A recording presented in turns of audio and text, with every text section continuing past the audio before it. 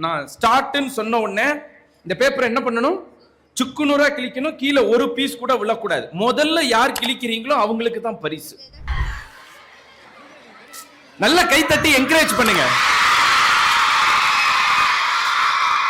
Thank you thank you. 2 பேர் கிழிச்சிருக்காங்க. அதாவது அரையிறுதி சுற்று. இப்ப 2 பேருக்கு ஒரு சின்ன பேப்பர் கொடுக்க போறேன். இப்ப சொல்லுங்க, யார் நல்லா கிழிப்பா? யாரும் கிழிக்க மாட்டாங்கல்ல. பெரிய பேப்பரை யோசிக்காம கிழிச்சான். இந்த சின்ன பேப்பரை கிழிக்காம கையில வச்சிட்டு இருக்காங்களே, ஏன்?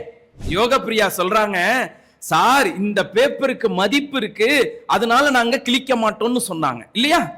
இப்ப நண்பர்களே, நான் உங்களை பார்த்து கேட்கிறேன், இந்த பேப்பருக்கு மதிப்பு இருக்கா இல்லையா?